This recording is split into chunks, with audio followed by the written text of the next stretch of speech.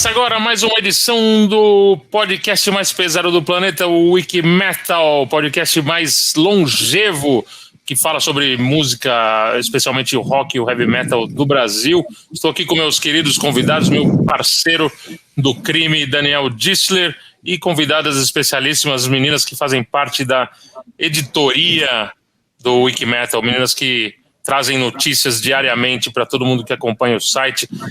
Boa tarde, boa noite, bom dia, depende de que horas você esteja ouvindo ou vendo esse podcast. Como você está, Daniel Distler? Eu estou muito bem, Nando, e como você bem disse, agora em vídeo também, né?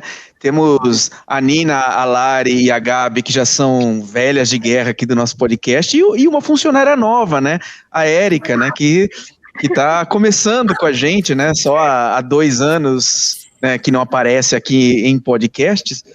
Mas a nossa funcionária das mais antigas, editora, né, chefe da redação do Wiki Metal, e que ainda bem decidiu dar as graças aqui. O que te convenceu, Érica? Foi o Ace Frehley? Foi o Papa Roach? Ou foi o Bullet for My Valentine, que são os 3 temas deste episódio? Primeiro, eu só queria dizer que eu saí para vocês para vocês sentirem minha falta. É isso. Sentimos, viu? Tá. Ela é a culpada. Foi esses rostinhos lindos que me convenceram. A Érica é a culpada. Todo mundo que xinga, todo mundo nas redes sociais xinga a gente do Wikimetal, tudo. Ela é a culpada. Xinguem ela. E os que elogiam também, então. Elogiem a Érica. Não, elogios pode elogiem a Érica. Falando, não vale. Mas você viu, você viu, Nando? O que convenceu a Érica a voltar aqui, na verdade, não é nós dois, é a presença da Nina, da Lara e da Gabi, né? Eu acho que ela tem outro motivo. Eu acho que ela tem outro motivo. Ela gosta muito dessas bandas e inclusive tem uma história muito boa que a gente vai falar ainda mais tarde da Érica com o Papa Roach em particular, mas não vou dar spoiler, daqui a pouco a gente fala isso. Primeiro vamos dar as boas-vindas às nossas escudeiras Nina, Lari e Gabi. Olha, parece nome de banda, hein? Não é, tava pra ser. Muito feliz de estar em outro episódio aqui do podcast. Vamos, vai ser ótimo. Vamos, já tem onde divulgar, né? Exato. Muito legal. Vamos começar então com quem? Com o Papa Roach, pode ser? Você acha, Érica? Eu super acho, não tem jeito melhor de começar o podcast assim. Legal. Na verdade, a gente escolheu para esse nosso bate-papo virtual, né? Nós agora estamos tentando fazer nesse modelo 3 assuntos que são aniversariantes da semana, né? Então, o Papa Roach tem um disco, talvez o melhor da carreira, ou pelo menos o mais famoso, né? Mais reconhecido, que é o Infest, que está completando, quanto? 21 anos, né? Acho. 21 anos. Ele foi lançado dia 25 de abril, ou seja, dependendo da data que você está ouvindo o nosso podcast, muito próximo do aniversário do Infest. A gente tem o Fever, do Bullet for My Valentine, que também está fazendo aniversário, um pouco mais novo, acho que está fazendo 11 anos. E a gente tem o Ace Frehley, o mais idoso vovô da turma, né? Está fazendo 70 anos, né? E também vamos falar um pouquinho sobre ele. Mas vamos falar então do Papa Roach aí. Cada um fala um pouquinho o que acha desse disco. Eu vou deixar minhas opiniões um pouco mais pro final. Mas é um disco muito legal que fez muito sucesso, né? Na verdade é o 2º álbum de estúdio do Papa Roach e foi um sucesso estrondoso na época, né? As meninas não dá pra perguntar se elas lembram, porque elas eram ainda... Deviam estar ouvindo, talvez, Galinha Pintadinha ou nem existia. Era Cocoricó na época. Castelo Cocoricó. Exatamente. Mas o que vocês acham desse álbum? É o melhor disco da banda, na opinião de vocês? Na minha opinião, acho que tem a música assinatura, né? Que é o Last Resort, que eu acho que todo mundo conhece, que virou o hitzão deles. E, assim, eu gosto muito do disco, mas eu acho que quem pode falar melhor é a Érica, porque a Érica, né? Estamos aguardando. Eu amo essa banda de coração. É a banda da minha adolescência, porque, sim, eu era muito pequena para lembrar do lançamento do disco. Mas, quando eu descobri, foi, assim... Nossa, foi maravilhoso. Você falou da capa e, por incrível que pareça, eu tenho um pouquinho de pavorzinho, assim, pavor mini de barata, mas eu acho o conceito, eu acho que, assim, é um álbum muito conceitual, apesar de não parecer, mas, assim, só na capa já aparece o conceito, que eu acho muito bonito, apesar de ser uma barata, é um conceito muito bonito, que é toda essa coisa de resistência, né? Aquela brincadeira que todo mundo fala que o mundo vai acabar e as baratas vão dominar, é meio que isso mesmo, a ideia deles, de mostrar essa resistência, e eu acho isso muito forte, até porque esse é um tópico, assim, que aparece em todo o disco da banda, mas acho que esse é o que começou tudo, né? O que mais representa. Eu tava lembrando, semana passada, quando o Daniel tava mostrando pra gente o trecho do documentário do Sam Dunn, o Headbangers Journey, aquela parte que eles falam de se o metal é aquela coisa que as pessoas, como que é a palavra que a moça usa? Os misfits. Os deslocados. Os deslocados, eles se encontram e sentem que eles pertencem a algum lugar. Eu acho que esse disco foi um dos responsáveis, para minha sensação, pelo menos, que eu encontrei esse disco num momento da vida que eu precisava muito disso, porque, né, eu era estranha que escutava metal na escola. Somos duas. Ai, ó, a gente devia ter se conhecido antes, porque eu era muito a estranha. E esse disco foi muito, tipo, você é estranha, mas, ó, tem mais estranhas pelo mundo.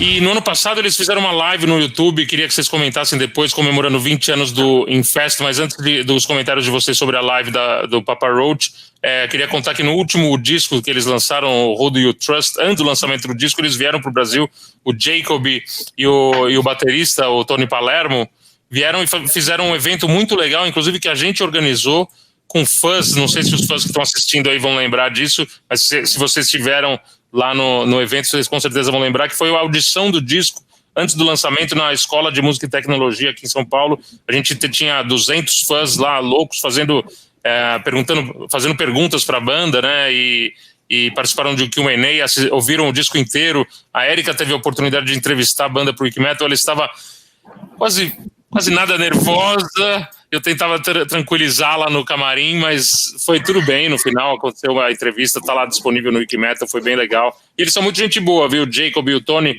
Depois a gente acabou indo bater um rodízio lá numa churrascaria aqui em São Paulo. E muito gente boa os caras, meu. Além de excelente banda, são gente boa demais. Ô, Érica, você estava nervosa? Que fique registrado que ele não me convidou para esse churrasco. Eu fui convidado. A gente não pode sair convidando os outros também. Mas tô brincando. Eu não sei se... Eu acho que você não quis ir. Olha a audácia de mentir assim na frente. Você tinha compromisso, você tinha alguma coisa.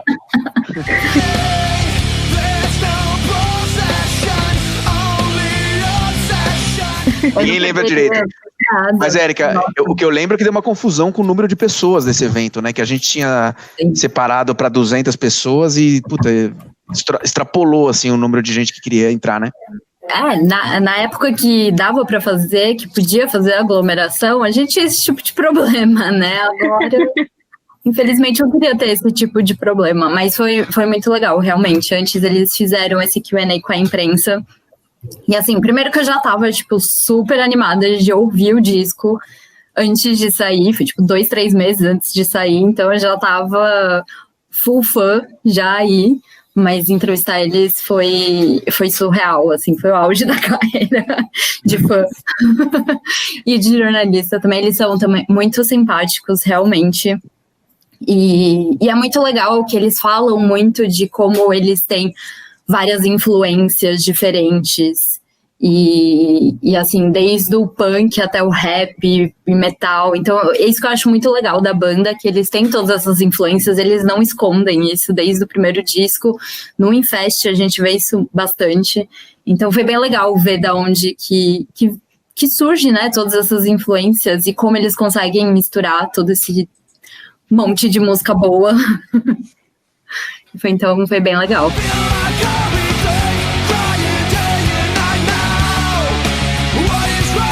acho legal você ter mencionado das várias influências que eles têm, Érica, porque o Infest, ele é um álbum que tem a cara do começo dos anos 2000, que é tipo assim, ele tem muitas influências de hip hop e de rap ali perto, assim, não vou comparar uma coisa com a outra, mas é o nu metal junto com o hip hop, que é meio parecido com o que o Linkin Park tava fazendo ali, In The End tava estourada na época, eles tinham acabado de lançar o Hybrid Theory. E é muito engraçado quando a gente vê um som que tem, assim, a cara do ano e você consegue saber, só de ouvindo, você sabe, tipo, não, com certeza, isso aqui foi o álbum dos anos 2000. Sim. Fica muito legal, bom, né? Eu queria comentar sobre isso, Gabi, que você falou desse negócio do ano, né, e das influências e do nu metal e tal. Eu, assim, até pela sei lá, ser de outra geração e tal, eu achava legal, assim, esse tipo de som, mas nunca foi o som da minha vida, né? Eu vi o Linkin Park fazendo todo o sucesso que tava fazendo e tal, eu achava bacana, o mesmo Evanescence também, que tinha um pouquinho desse negócio dos dois vocais, eu achava bacana, achava legal, mas nunca era assim, negócio que eu falava, puta, amo, né? E aí, mais ou menos nessa época, em 2002, 2003, sei lá, eu trabalhava numa empresa e eu comecei a atender o interior.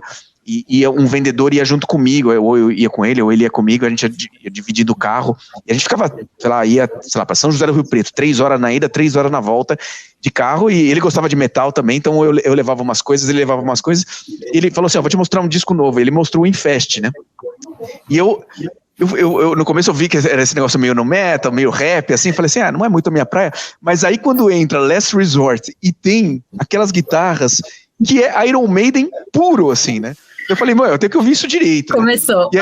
E aí eu comecei a ouvir assim, aí, puta, eu comprei o disco, depois comprei o Linkin Park, comprei Vanessa, eu fiquei meio... Eu fui muito introduzido a esse mundo do rap metal, assim, um pouco por conta desse disco, assim, do Infest. Pra mim, ele é importante nesse sentido, assim, e o gancho foi esse negócio do Iron Maiden, assim, porque esse meio do Last Resort é muito Iron Maiden.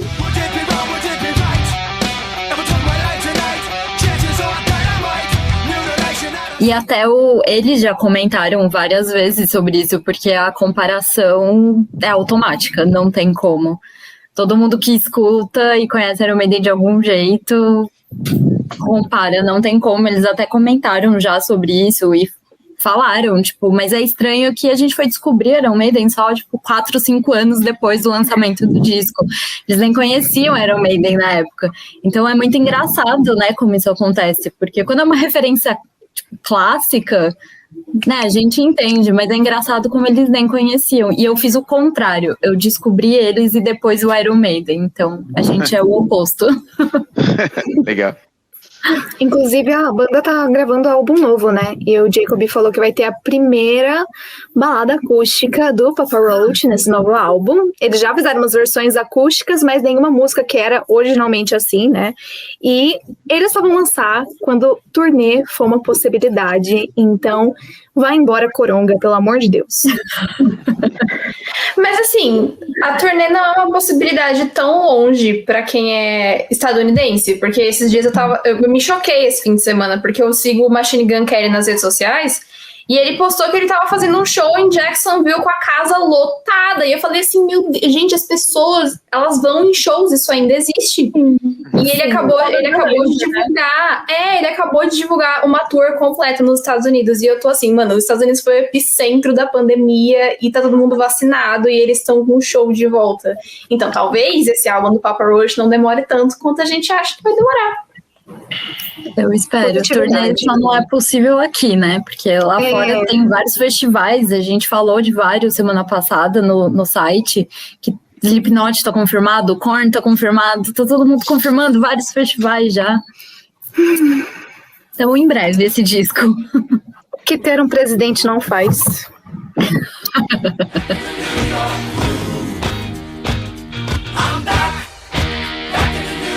E neste dia 27 de abril, o nosso querido, um dos maiores guitarristas da história do rock, Ace Frehley, completa 70 anos.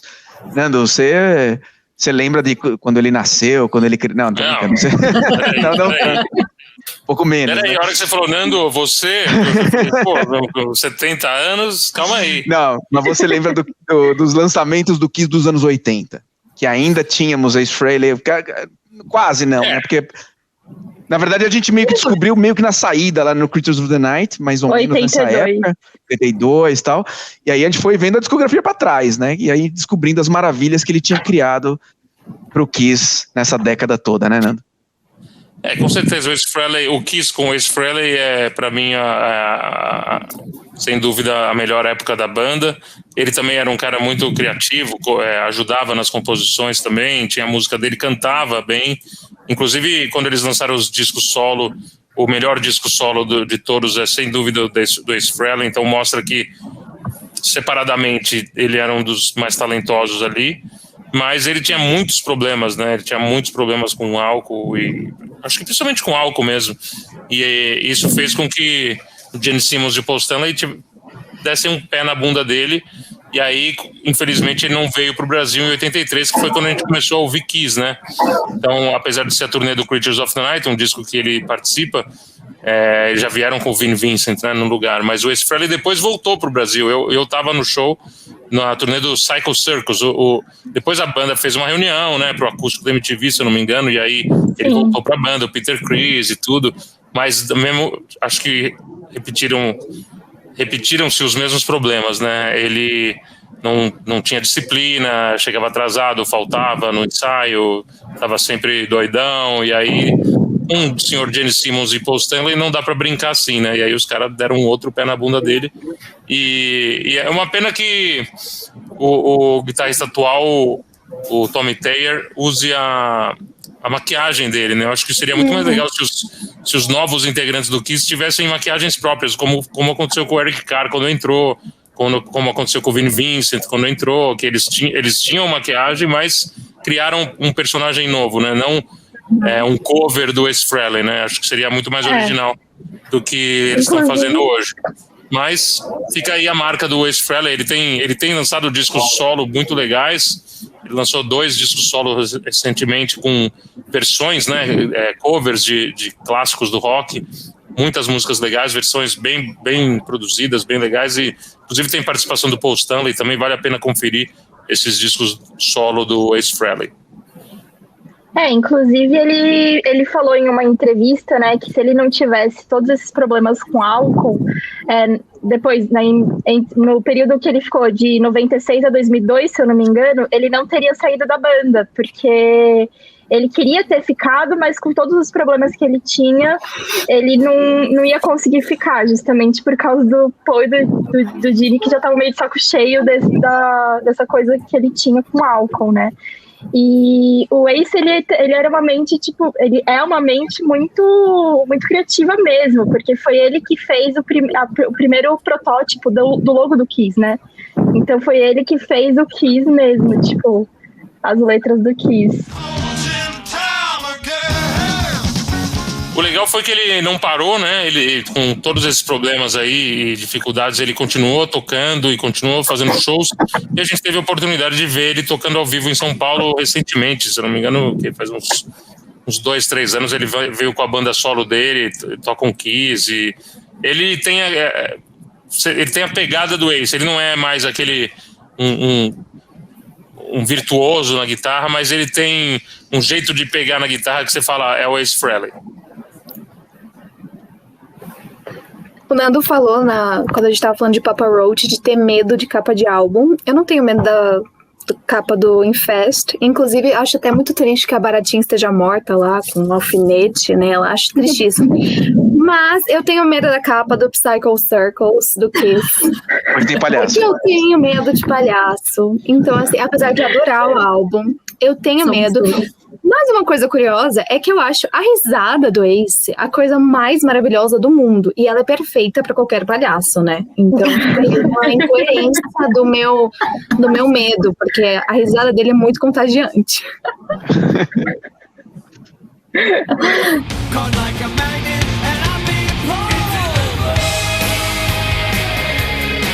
Eu vou contar uma história que tem a ver com o Ace Frehley indiretamente, mas tem a ver com a origem do Wiki Metal, que acho que nem o Nando sabe dessa história. Porque eu não contei isso, acho que nunca em lugar nenhum. Mas assim, a ideia da gente... O Wikimetal começou como um podcast, que é isso aqui, né? Foi a primeira coisa que o Wikimetal fez, depois a gente fez um monte de coisa, tem a For Music e tudo mais, mas começamos como um podcast 1º de janeiro de 2011. E essa ideia, né, de ter um podcast de heavy metal, ela nasceu porque eu desde, 2009, eu ouvia um podcast americano, que existe até hoje, já, mas mudou um pouco a formação, que eram 2 caras falando sobre metal e entrevistando pessoas do rock, né? Que se chamam Mark Strigl e John Ostronomy. Esses 2 caras tinham um podcast chamado Talking Metal. E eu comecei a ouvir, comecei a pensar, putz, a gente devia fazer uma coisa dessa no Brasil. Aí falei com o Rafa, falei com o Nando, e a gente criou o Wikimetal e estamos aqui hoje, 11 anos depois. Mas o que tem a ver com o Ace Frehley? Que esse cara, o John Ostronomy, ele usa esse nome no podcast, mas na verdade ele chama John Ostrowski, e ele é o PR, né, o assessor de imprensa do Ace Frehley. Inclusive, ele é o cara que escreveu a biografia oficial do Ace Frehley. Ele lançou uma biografia em 2012, 2013, que chama No Regrets, e ela é escrita por, acho que tem 2 autores, um deles é o John Ostrowski, criador do Talking Metal, inspiração para o Wikimetal existir, né? Era muito engraçado porque no Talking Metal, do mesmo jeito que a gente fala do Viper toda hora no Wikimetal, porque a gente tem uma ligação umbilical, no Talking Metal eles falavam do Ace Frehley toda hora, entrevistavam o Ace Frehley e falavam do disco solo e das novas músicas, porque tinham muito acesso ao artista, eram amigos e tudo mais, então eles tinham muito acesso ao Ace Frehley. Então o cara que na minha cabeça, quando a gente começou a fomentar a ideia do Wikimetal, o Ace Frehley tava rodeando, assim, pairando em cima. Eu já estava pronto para fazer uma péssima piada e relacionar o Astronomy com o Spaceman do Ace Frehley, mas sabe o que eu acho? Minhas piadas não são tão ruins. Mas eu acho que ele mudou o nome um pouco por isso. Acho que ele mudou o nome por causa do Spaceman. Faz sentido. Inclusive, a questão da nossa enquete do Wikimetal essa semana é se faz sentido existir o Kiss sem Ace Frehley. Ele falou, alguns anos atrás, acho que em 2019, que por mais que ele goste da formação atual, de todo mundo que tá lá, a banda se tornou metade de um cover do Kiss. Pra deixar sua opinião, vai lá no site e fala o que você acha. Ele acabou de decidir, ele decidiu por conta própria apagar da história tudo que aconteceu com o Kiss, né? O Lick It Up, no Hot in the Shade, todos aqueles discos da época, né? Dos anos 80 e 90 e 2000. Revenge, né? Revenge, tem o Asylum, né? Animalize, tem coisas legais, tem coisas muito boas, tem coisas horríveis, mas era o Kiss, né? Era o Kiss. Essa é a minha opinião, eu voto que sim, que é o Kiss. Mesmo sem o Ace Frehley. Acho que sim também. Apesar dos melhores serem com ele, não quer dizer que a banda não exista sem ele.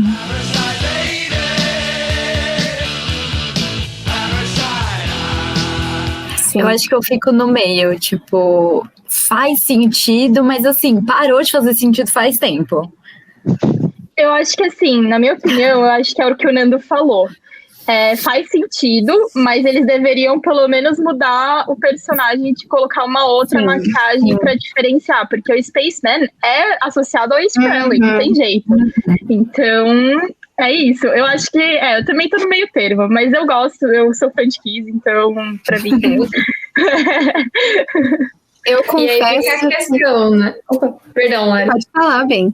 Não, eu ia falar que aí fica a questão, se existe Kiss pós Ace Frehley, por que eles insistem em manter a maquiagem que era deles, sabe? Porque é uma identidade muito forte da banda. Sim. Não, e o cara claramente copia, né? Ele copia os trejeitos, até o jeito de tocar e a guitarra que voa no meio do show. Mas é uma pena, porque não precisava disso, né?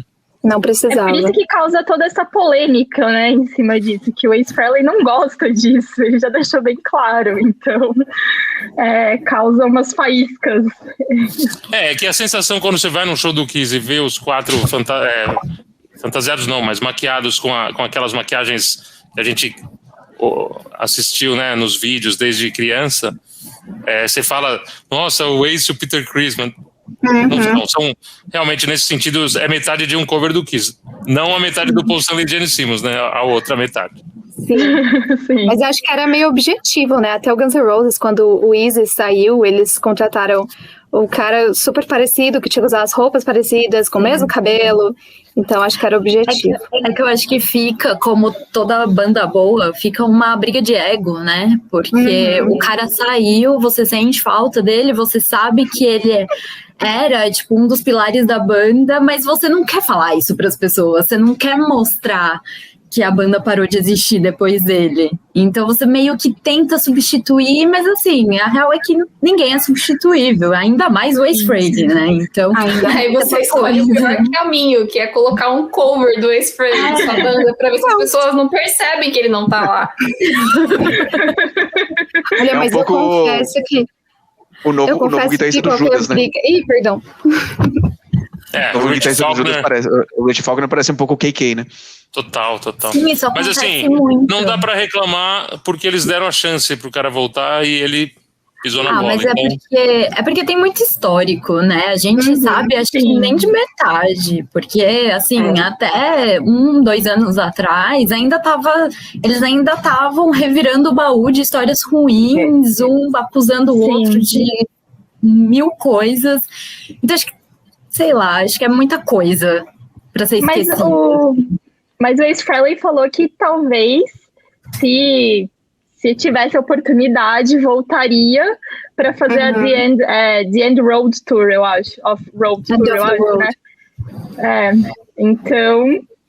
Eu acho que o Ace mudou o tom. Eu fui ver uma entrevista recente e, tipo assim, alguns anos atrás ele tava, tipo assim, porque o Gene foi lá e agarrou a minha namorada. E aí agora ele terminou com essa namorada e ele tá, tipo assim, não deu pra voltar porque eles não gostavam dessa minha namorada que fez essa acusação falsa contra o Gene. Então, mudou o tom. Mas eu confesso que, assim, qualquer briga que Paul Stanley narrar com aquela voz perfeita de ASMR, eu vou acreditar nele. Eu vou acreditar. Quando ele vai se for a voz do Paul e a risada do Ace. Aí a pessoa é brava. Canto mais seguro.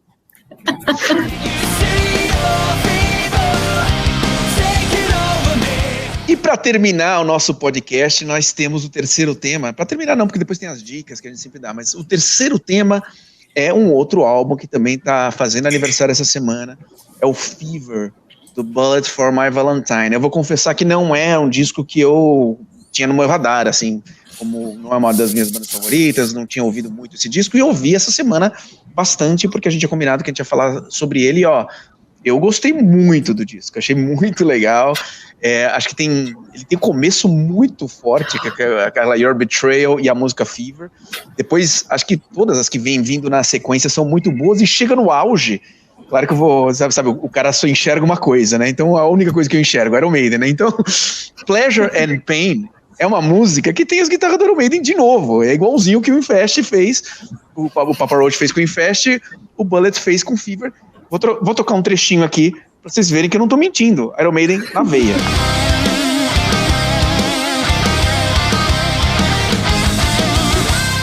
Eles nunca tinham ouvido também, viu, Iron Maiden?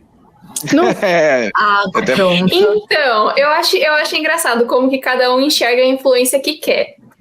Porque o Dani ouviu Iron Maiden no álbum do Papa Roach, em que eles não tinham nenhuma pretensão de colocar Iron Maiden aí, eles nem sabiam que Iron Maiden existia. E quando eu ouvi esse álbum do O Fever, ele é de 2010 ali, eu já peguei as referências mais jovens, que foi isso aqui sou igualzinho My Chemical Romance no começo da carreira. Não em tudo, obviamente, mas algumas coisas, assim. O 3 Cheers for Sweet Revenge, que é meu álbum favorito deles, pra mim tem muitas similaridades. Eu gostei muito, muito, muito do Fever.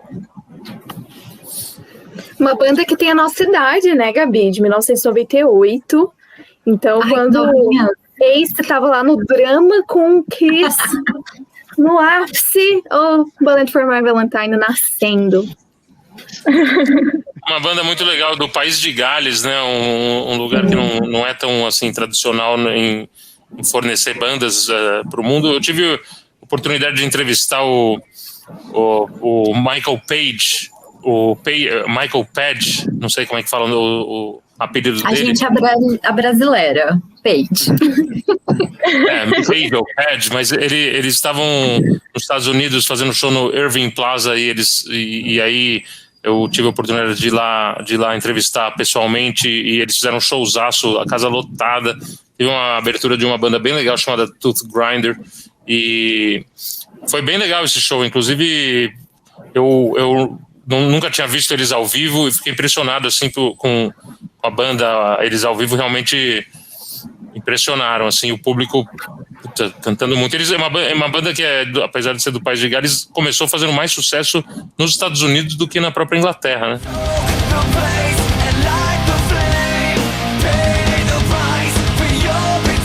E esse é o terceiro álbum da banda, né? E eu acredito muito nessa coisa de que o terceiro álbum das bandas tem tudo pra ser o melhor. Vocês também sentem isso?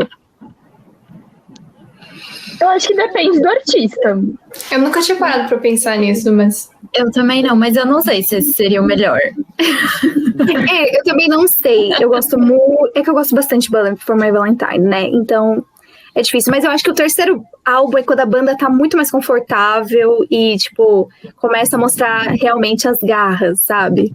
Mas eu acho que no terceiro álbum a gente consegue saber se a banda vai engatar ou não, porque se ela não lançou nada de bom até o terceiro álbum, é difícil que depois dele ela não tem nada de bom. Coisa. Exato, meio difícil. O Metallica é o Master of Puppets, o Iron Maiden é o The Number of the Beast. São bons, hein?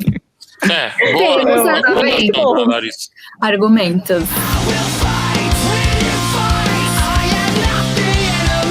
Ô, Nanda, e antes de você entrevistar eles ao vivo lá, nos Estados Unidos, a gente fez uma das primeiras entrevistas do Wikimetal, tá no episódio 48, uma das primeiras entrevistas internacionais, né, na verdade. A gente entrevistou o Corsos, entrevistou o Viper, entrevistou o André Matos, entrevistou vários nacionais, já tinha alguns internacionais, eu lembro uma das primeiras foi o pessoal do Motorhead, Halloween, esse pessoal, mas o Bullet foi uma das primeiras entrevistas, acho que episódio 48, porque eles vinham pro Brasil, eles fizeram um show em Santo André, ou São Bernardo, algum lugar no ABC, e o Rafa foi tirar foto e cobrir, assim, pro Wikimetal, e ele voltou falando assim, essa banda é animal, você não conhecia, a casa tava lotada, não dava nem pra ouvir a banda do público cantando as músicas, foi um negócio incrível, ele ficou encantado com a banda, foi muito legal. A banda que lançou o último disco em 2018, o Gravity, tá na hora de lançar um disco novo, né? My Bullet for My Valentine, o Matthew Tuck. Eu acho. Matt Tuck. Come on, mas man. eles estão trabalhando nisso, viu? Tipo, o Matthew já deu entrevista e eles pretendem fazer uma dinâmica bem diferente, um álbum mais pesado da carreira. Ele falou que vai ter 40% de vocais limpos e 60% de vocais mais agressivos, que eles nunca fizeram isso. Então, bom eles fazerem isso. Ele tava salvando a voz.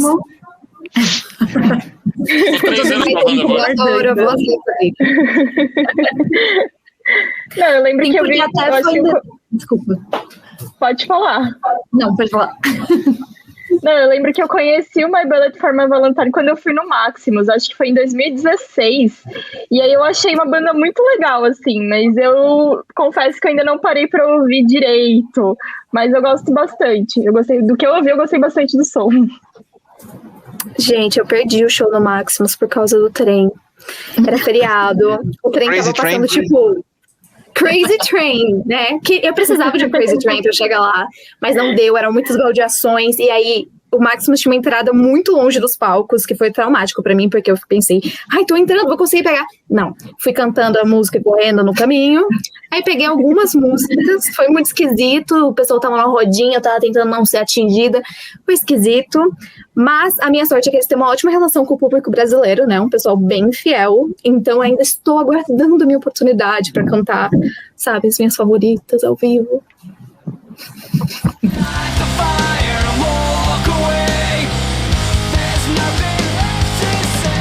E segundo o Loudwire, esse disco que a gente está homenageando hoje não é o melhor do Bullet for My Valentine, viu? De fato, colocaram em quarto lugar o Fever. Colocaram em quarto lugar. Ainda foram... Qual o primeiro? Primeiro é o Scream and Fire, de 2008. Esse com certeza é o melhor e é, acho que o mais pesado que eles têm. Então, estou muito ansiosa para esse novo disco, porque acho que foi a partir do Fever que eles começaram a dar uma diminuída no peso. No Scream and Fire, eles, tipo, fizeram tudo que dava, e aí no Fever eles deram uma diminuída, até cair no Gravity, que foi o último, que, assim, é praticamente uma balada eletrônica. Nossa. Mas tudo bem. Então, nossa, espero muito que esse disco venha pesado, porque é muito bom. Esse último, ele é realmente estranho, assim, né? Porque ele é muito diferente, muito eletrônico. E olhando a Erika, quem olha a Erika assim, não imagina, né? Que é uma metaleira do inferno, né? Eu gosto dos meus gritos, sabe? Eu gosto dos meus guturais. É engraçado, né? As bandas às vezes dão uma popizada no som, nos discos, mas ao vivo não quer dizer que elas façam a mesma coisa, né? O que eu vi lá nos Estados Unidos era a turnê do Gravity, mas foi pesadíssimo, parecia uma banda de trash, assim, tocando. Sim, é muito isso. Esse último show deles aqui, que foi desse disco, assim, parecia, sei lá, algum tipo de metal extremo, assim. Eles conseguem se transformar completamente, porque eles têm muita energia. Ao vivo, eles têm muita energia, e tem essa coisa, né, do público brasileiro também, de ter muita energia. Todo mundo gritando, isso que o Rafa falou de não dá pra ouvir direito eles mesmo, não dá, porque é o pessoal gritando a música.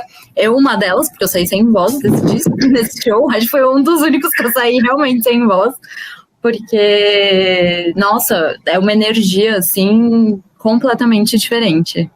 É muito bom. E é no ao vivo que a gente acaba sabendo qual que é a essência real da banda. E é pra isso que existem os álbuns ao vivo. Só que eu sei que eu penso que grande parte das bandas não sabe explorar os álbuns live.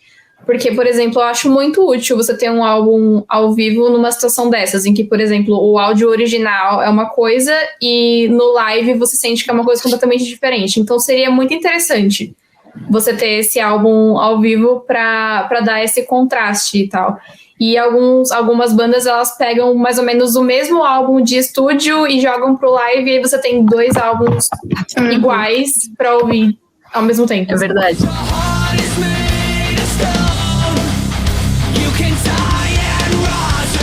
Muito legal esse episódio. Falamos do Infest, do Papa Roach, falamos do Fever, do Bullet, falamos do Ace Frehley, aniversários lendários nessa semana. Episódio bem bacana.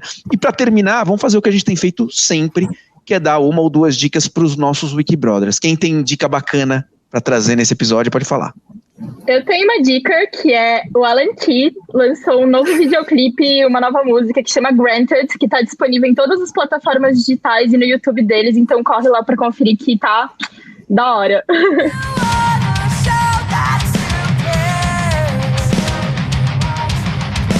Falar também de um lançamento que estava fora, né, das plataformas de streaming, também em CD, não era possível encontrar esse disco. Esse aqui, Coma Rage, disco do Viper, dos anos 90, um disco gravado e produzido em Los Angeles, nos Estados Unidos, produzido pelo Bill Metoyer. Disco muito bom, e essa edição vem com 9 bonus tracks, né?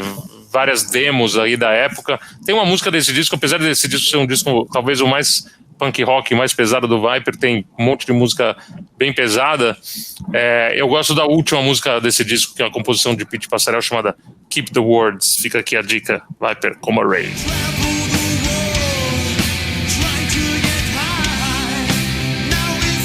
Pessoal, é isso para o nosso episódio 321. É isso? 321 episódios do Wikimedia, inacreditável. Agora em vídeo, agora com as meninas. Tá muito legal, né?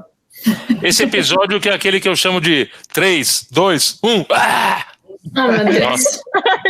Nando Machado ao vivo e a cores pra vocês, gente. Foi boa, saber o que a gente sofre no dia a dia.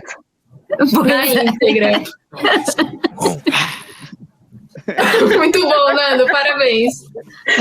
Nos vemos daqui a 15 dias? Daqui a 15 dias. Fechado. 14 dias. Tchau, pessoal. Esperamos, Érica. Tchau, gente. Tchau, gente. Tchau.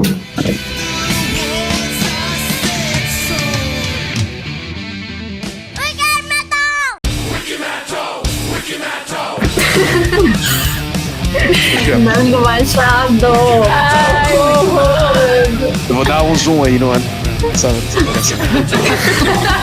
seu Muco te adora, né?